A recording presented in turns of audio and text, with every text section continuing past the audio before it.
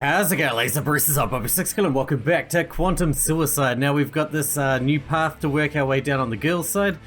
You may see here that I actually... Ooh, spoiler, I'm going to blur that out. We did actually accidentally come through... I'm going to keep blurring that out. Come through the start of this path here. When I was re-recording an episode, unfortunately, so I do know who dies there, but we will go back to the bidding wars until we get it to work properly so you can see all the way through. Also, we have 3 of the words we need as far as the code, the final code goes. We have Astra, Per, and Aspera. And funnily enough, I was looking through the press kit that you get for the game, which is like screenshots and logos and all that sort of stuff. And the logo for Quantum Suicide says add Astra, Per, Aspera on it. So that is probably 4 words of the code, but I don't know what the 5th word is still. It's not on the code as far as I'm aware. Which apparently is Latin for through hardship to the stars, interestingly enough. So yeah, just a little bit of tidbit of information there. We're going to jump into bidding wars and I'll bring you back once we can get to this path here, to that first death. 1333 7201, and then we're going to go 3007. Congratulations, Team A! Yes. After 3 rounds, you have come out victorious. Okay. And that means, Team B, you lose. Congrats! Congrats. Way to go. I'm so sorry. No, I can't have lost. Beatrix leapt from her chair, pointing at her team. You guys screwed me. Now, Trixie. No one likes a sore loser. This isn't fair. Beatrix, I'm sorry. No one wants this. Nicholas became desperate as his sister was now set to be executed. What if we swap places? I'll die. I volunteer. Is this going to be the one where she has to poison herself again? No, you can't. I will. If it'll save you. Nope, not swapsies. Sorries! But I want to. Well, you can't. Rules are rules. And besides, this coupon is good for 1 Beatrix. No substitutions allowed. If this is the poison one, I will cut ahead right now. And if it's not, then we'll carry on. Beatrix emerged from the storeroom, a syringe in her hand. It was full of a substance that was pale blue. It was a huge vial, obviously the highest dose you could get. This is different. Like, up until now, everything has been the same. I would have meant to cut ahead. But all of a sudden, it's different. Wasn't it yellow liquid she got last time? Beatrix Vogel, you have served the Everett and the mission with honor. Beatrix lifted herself up into a bed. We will remember that, and the courage you are showing today. Katashi, Katashi stepped the forward. neck will be quickest. You hold my head like this. She pulled her head to one side, so her ear was on her shoulder and a broad section of her neck exposed. Katashi's large but gentle hands held her. That way, as she held out the syringe. Someone, please. Kimiko stepped forward and took the syringe. She looked over at the surgery bay where Nicholas was banging desperately on the window. The captain took the cap off the syringe and quickly found a vein in Beatrix's long pale neck. She got the syringe in place and inserted the needle neatly. Beatrix didn't even flinch. Kimiko pushed the liquid into the vein until the syringe was empty. Thank you. Once the needle was out, Beatrix blinked a few times and began to fall forward. Whoa! It's okay, Beatrix. I got you. He got a stronger grip on Beatrix and helped her lie back. That's quicker than I... Ah! Okay, it's pretty much exactly the same then now. It's just in a different place she's gonna die. I didn't know what kind of poison she used, but it must be quick acting and painful. I wondered what it was for, and why there was some in the storeroom. It was obviously dangerous. Oh, my head. Salute! I turned Melody to face me, while the rest of the crew except Katashi honored Beatrix with a salute. Kimiko was right. This is a courageous act, and however abrasive Beatrix might have been, she was brave and loyal to her brother. I can't see. I can't see. Though her eyes were wide open, she was reaching out feebly for Katashi. He was holding onto her when the first spasm came. Katashi held her down, but Yoshiki ducked under his arm and took one of Beatrix's hands in his. I looked over at Nicholas, who was still trying to bang on the observation window, but had slumped forward and seemed sluggish. Oh, God. Oh, Squeeze my hand. It's okay. Nicholas. He's okay, he's still breathing. We will take care of him, Beatrix. I promise. I don't know if Beatrix is still conscious to hear the captain. Her whole body jolted in another spasm, but she didn't cry out in pain. She's got no grip.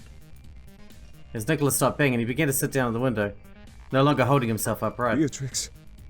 Even the spasm seemed to have stopped. Beatrix! Katashi put his ear to her chest and a hand in front of her mouth and nose. She's not breathing. I was so focused on the twins' synchronized deaths that I'd forgotten what the cause of them was until I heard an applause and turned to see Dice smiling broadly. Well, they both died. Woo! Now that's what I call a show. Encore! Encore! She's dead. Die, let him out. The door to the surgery room opened and Kimiko and I hurried over. Nicholas was conscious, but the quick hurried breaths made a wheezing sound and his body was still in panic mode. The captain and I eased him gradually to a sitting position. She... He had to watch her there, this time. So sorry, Nicholas. Can I? You want to see her? Nicholas just nodded. Between the two of us, we were able to help him stand up and walk to the bed, where the others stood gathered around Beatrix. Melody held out her hand to touch Beatrix's limp arm. Why did she ask you to hurt her? It's complicated. She was so sad. I should take Melody back to my room. Nicholas? Yes. I'm sorry that Beatrix has gone away. So am I. Let us know if there's anything anyone can do. Come on, let's go home. See you tomorrow, bright and early for a brand new game.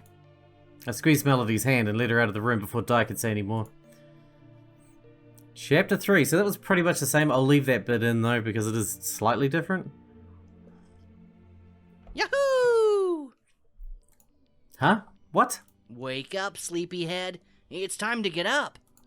Yoshiki had jumped on my bed and was now bouncing energetically, careful to avoid clobbering me. Ugh. Given the circumstances, it was a miracle that I'd slept as soundly as I just had. I wished I was still asleep. It's time for breakfast. I can get my own breakfast when I wake up. Why do I have to come now? The captain thought it would be nice for us all to enjoy breakfast together for once. Yoshiki stopped jumping and sat on the end of my bed, smiling like a fool. So what's for breakfast then? You don't even know. All I know is that the captain is cooking, and that's super rare. Is she a good cook? Meh. You want me to get up for something that's just meh? Technically, it's the captain that wants you to. And even though it's only passable, it only happens on special occasions.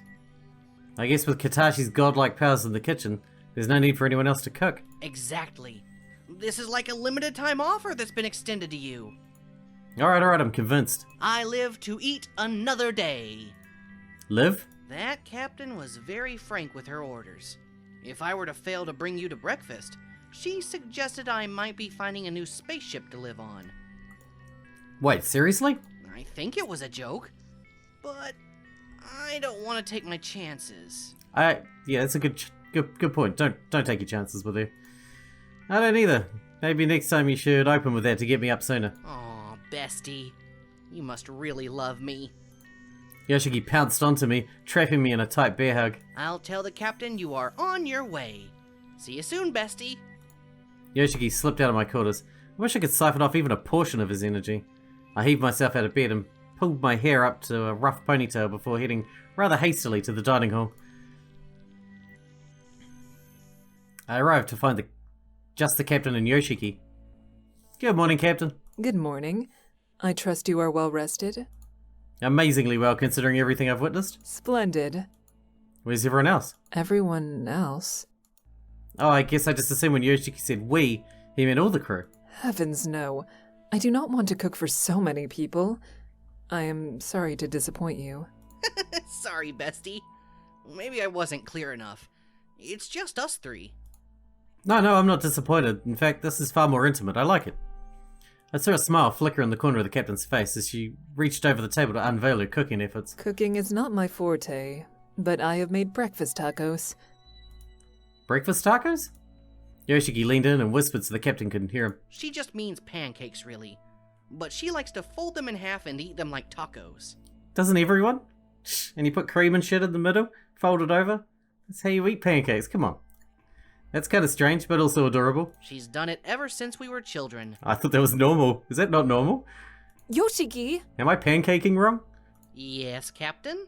Have I always been pancaking wrong? What are you whispering about? Nothing. I was just telling her how much I love your breakfast tacos. Her slightly raised brow told me that she didn't believe him. Bet you didn't pursue the matter further. I've assembled all the toppings you could possibly want. Strawberries, chocolate, and my favorite, sugar. What about whipped cream? Come on. Wait, just sugar? My mother always told me that I should have some lemon juice with the sugar, but I believe they're sufficient with just the sugar. I watched in amazement as the captain poured sugar onto a pancake and then proceeded to fold it in half and eat it as if it were a taco, while excess sugar rained out of the far end. I looked over and saw to my horror that Yoshiki was doing the same thing. Fine, why not? I've been eating reconstituted meals for most of my life. At least this looks fun. I hope you enjoy it. I folded my sugar pancake breakfast taco monstrosity and bit into it. It was a little dry in places, but it was surprisingly good. Wow, this is pretty good. Thank you. I finished my mouthful and seized the opportunity provided by the lull in conversation.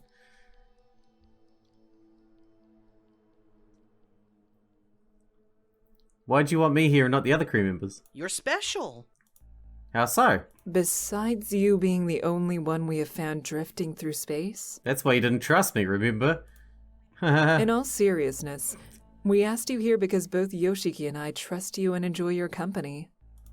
I'm flattered. You've only been here for a few weeks, but I can't even imagine my life now without my best friend. Thanks, Yoshiki. The captain broke eye contact from me, and her cheeks flushed deep scarlet. Neither can I. I felt my face mirroring hers, and I tried to hide my huge grin. I must have failed pretty badly, as Yoshiki caught onto the vibe pretty quickly. Oh. Ah. The captain and I sat in silence, avoiding eye contact, while Yoshiki bounced in his seat, humming. Kimmy and best friend sitting in a tree. Oh my god, you're such a child. Just as I thought the tension would last forever, we were saved by the bell. Kind of. Oh no, die. Wait, you're all having breakfast without me? Would you like a breakfast taco die? Oh, I would love one. Thank you, Yoshiki. Yoshiki offered a breakfast taco to Dai, whose hands went straight through when she tried to take it. Drat! I almost forgot. Hologram hands. Maybe one day. Wait, is that even possible? Dai's interest peaked. Of course. The Everett's AI system has hard light capability. Shut up, Yoshiki.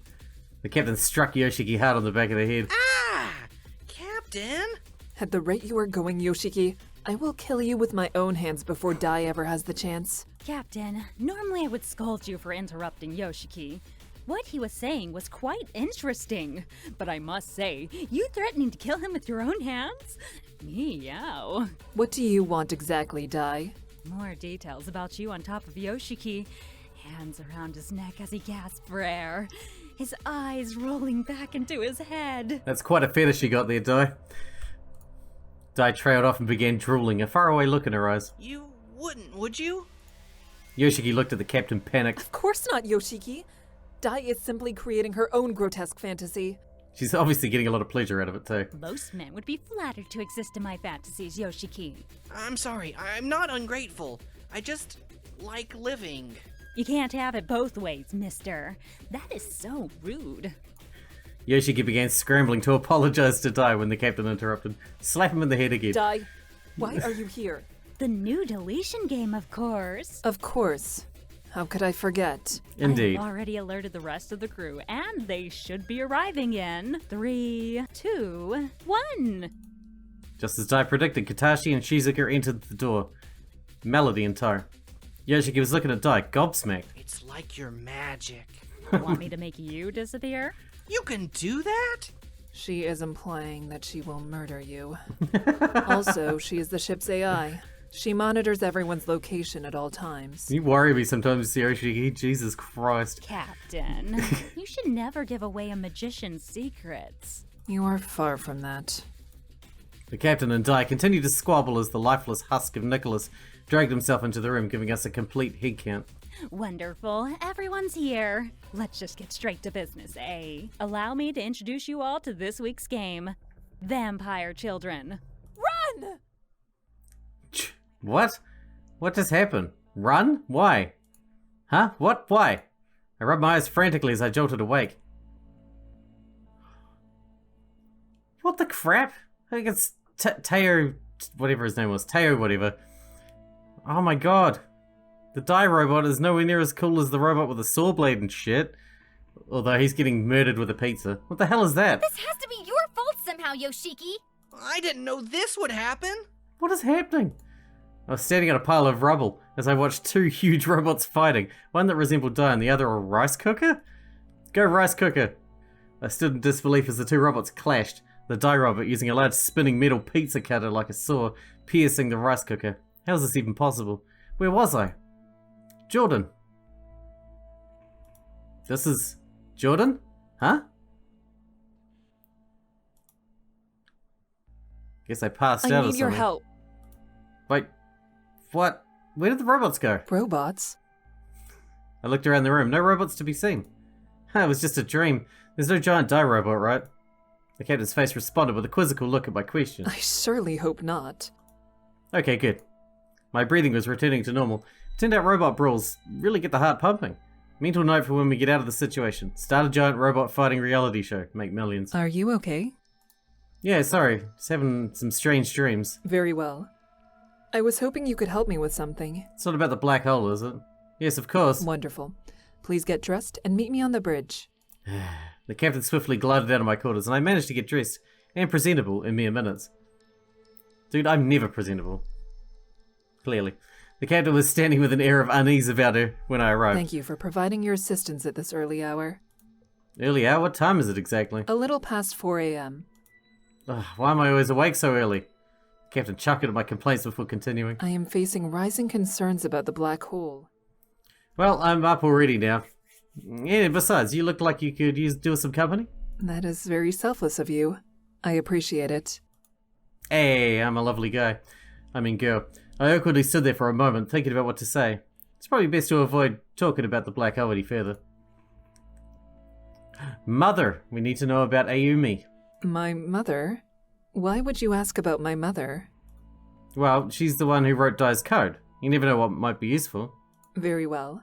My mother, Ayumi Yukimura, was born on Earth. At the age of 23, she married my father, Zakuro Moriyama, at the Tanishi Military Academy. She died at age 35 aboard this ship from stab wounds she sustained after an altercation with Agnes Helga Vogel. That's very clinical. What was she actually like? She was cold. Really? My mother was always concerned about the mission above all else. It was her highest priority at all times. She was the captain. I understand that now. But as a child, as her child, I felt that my very existence was nothing more than an order delivered to her, and not necessarily one received well. I'm sure she loved you. She was your mother, after all. Regardless of her lack of affection, she still taught me and raised me well by any standards, even if it was only until I was 6. She made me the woman you see before you today. I'm eternally grateful to her, of that much, I'm sure. I smiled widely at the captain, who blushed at my words. Well, I'd best get some work done today, so if I may excuse myself from your wonderful company, I'll get right on it. That sounds like a superb idea. I do admire your work ethic. I'm kissing her ass, apparently. Is that the only thing you admire? For now. The captain gave me a tentative smile, though each was more confident than the last. Don't whip it out yet. I left the bridge and stood for a moment in the hallway to consider my options. I could try to make some headway on the Dai deactivation code, or perhaps work more on decrypting the pocket watch. Code. I knew that the Dai was the most pressing issue facing us right now. We need to shut down Dai. That's priority number 1. Well, that's just rude. Dude, you're upside down. Dai appeared in front of me, suspended upside down from the ceiling. What are you, a fucking xenomorph? Get down. What are you doing? Oh, this? I saw it in an old movie on the computer's archive. I think we're supposed to kiss now? I'm not kissing you. Joke's on you. You couldn't even if you tried. I'm incorporeal. Whee! What do you want, Dai? What do I want? I just overheard you plotting my demise, which I'm still taking seriously, even though you were talking to yourself. Cuckoo. Dai swung upright while making crazy faces that were meant to provoke me. Seriously, though, who talks to themselves? You know you Me. can have that conversation in your head, and then we won't all think you're crazy. Maybe I want you to think I'm crazy. It's just for the sake of clarity. And shit, we all know you're crazy, and you don't seem to be, you don't seem to be self-conscious about the fact that you're crazy. It's because you're lonely. No friends, right? Like, who can you really trust on this ship? Who could ever be lonely with you hanging around all the time, Di? Aw, that's so sweet. Now I wish I could kiss you. No, wait. Kiss is the wrong word. Strangle? Yeah, strangle. Yeah. What do you want, Di? I have things to do. Yes. In regards to your busy schedule of die murdering. Yeah, is that going to interrupt with your busy schedule of crew member murdering? I came to save you some time. You can't. What? There's no way to shut me down. Well, specifically, there's no way that anyone on this ship will ever have the required permission to access the data required to shut me down. So, don't bother. Enjoy what are likely your last days alive doing what humans do best. Eating, drinking, and converting oxygen into carbon dioxide. You sound like a plant, except the opposite with the oxygen and carbon dioxide. I'll beat you, Di. Rawr. Girl, you're making me all hot and bothered up in here.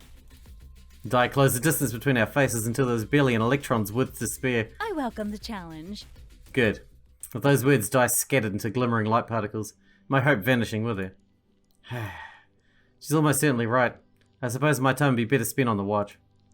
I turned back towards the lab to give the pocket watch another once-over. Damn it! I pulled a stool out from under one of the benches and started swiping through the tablet and rummaging through papers. It was always the same stuff. Pocket watch, interdimensional travel, resource solution. But never a mention of how it worked. I wish my parents had been better note-takers. Just as the frustration was setting in, the captain entered. Hello. Captain, hello. How goes the research? I'm starting to question why I even bothered. Not well then, I take it. Perhaps it might be time for you to take a break. I'm not sure I could. I was thinking of having an evening picnic in the Eco Lounge. Something sweet to eat, a stunning view, and hopefully some company. Done. I'm pretty sick and tired of getting nowhere here. I'm sorry for that. But I would also be grateful for your company. Please don't murder me. So what time is this evening picnic? Now. But it's only... I glanced at the time. Oh, 9 p.m. Yes. No one has seen you all day. Not even to eat. I guess I'm well overdue for a meal then. I suppose you are. I returned the precious watch to its usual place in my pocket and followed the captain out. When we arrived at the Eco Lounge, I could see the captain had already prepared a picnic. A small red blanket lay on the hilltop along with an assortment of snacks and drinks. We sat on opposite corners of the blanket and admired the view in silence. Do you have picnics often? Not particularly. I usually eat meals either in the dining hall or on the bridge. How many picnics have you had? Including this one? 7. But 3 of those I don't remember. You were young? Yes, I was. I used to have a birthday picnic with my father every year. However, after my mother died, we stopped. So these are for special occasions only? I guess you could say that. So... I must be honest. I have asked you here for a reason. Oh, it wasn't just to feed me? I feel betrayed. My joke made the captain smile, but I could see it did little to dispel her unease. Captain, what's wrong? We might die tomorrow. You might die tomorrow. That's how the game works. I need to get this off my chest before that can happen. What is it? I have very strong feelings for you. The captain struggled to get the words out, but she soldiered on. I was hoping that maybe you would like to share my quarters tonight? Are you the one that goes crazy and murders everybody? Because one of you is the one that does that, and it's the one that seems to be in love with either the boy version or the girl version. I don't know. You can call me Kimi in my company. I'm sorry. I really shouldn't be so forward. Kimmy, I'd love to. Really? You're right. We both might be dead tomorrow, so let's make the most of tonight. Kimiko placed her hands on mine, sandwiching it between soft blanket and even softer skin. Upon finishing our picnic, we wandered dreamily back to Kimiko's quarters. Thank you again. I smiled at the captain. Oh, one last thing. And I'm sorry if it seems pedantic. What's that? You have to sleep on the left side. The right side is mine. Why the right side? That way, when I wake up, I always get out on the right side of the bed. Ah, I see, you're insane. Cool. That wasn't how the expression worked, but I'm sure she knew that. I smiled at how adorable she was.